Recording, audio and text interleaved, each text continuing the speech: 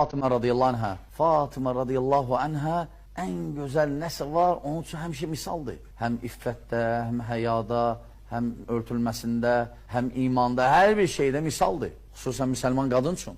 Hətta radiyallahu anhə, nəyə ki sağlığında, dünyasının dəyişməyinə az qalır, deyir ki, məni dəfn eləyəndə, mənim cənazəmi götürəndə üstümdə nəsə belə edin. Çünki qabaq cənazəni götürəndə heç nə olmurdu. İndi görürsünüz ki, cənazəni götürəndə nəsə belə üstündə də nəsə var. O nə üçündür? Qadınlarda nəsə əzalar bilinməsin. Fatimədən sonra qaldı. Çünki Fatimə radiyallahu anhə, təsəvvürlə, qadın, gör hətta bax, hətta öləndən sonra öz iffətliyin, həyasını fikirləşir. Ona görə dedi ki, mən öləndə mahfəmin üstündə belə bir nəsə edərsiz yumruyu, hətta övrət yerini bilinməsin. Ondan sonra başlandı belə. Aydındır qardaşlar?